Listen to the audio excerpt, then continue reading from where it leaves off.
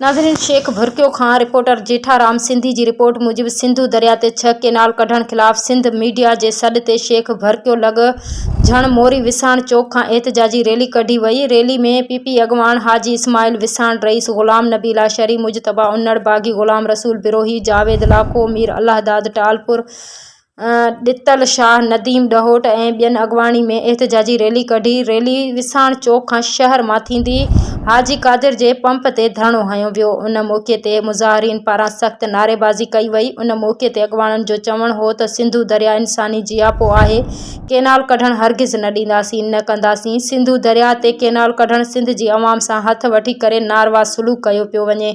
सिंधु दरिया ते केनाल कढण सां वॾी तबाही थींदी, मईशत तबाह थींदी, शहर तबाह थींदा वेंदा, ज़मीनूं बंजर बणिजी वेंदियूं। अॻवाननि जो वधीक चवणु हो त सिंधु दरिया ते केनाल कढण वारो फ़ैसिलो अवाम रद्द करे छॾियो आहे। शेख भुरकियो ऐं भरपासे वारनि शहरियनि सिंध मीडिया जे सॾ ते सिंधु दरिया मां निकिरंदड़ केनाल वारे फ़ैसिले खे मुकमल तौर ते रद्द करे छॾियो। जॾहिं त अॻवाननि अगरि वफ़ाक़ पंहिंजे होड तां न लथो त असां कमू शहीद खां रोड बंदि कराए कंदासीं। उन मौक़े ते सहाफ़िन गुलाम मुस्तफ़ा कातियार, जान मोहम्मद ख़ासकेली, सनाउल्लाह बुर्दी, इमाम बख्श टंगड़ी, गुलाम नबी बिरोही, सुल्तान मरी, गुलाम हसन बिरोही, मोहम्मद कासिम आरफाणी, जेठाराम सिंधी, असलम टंगड़ी पिणु शरीक हुआ।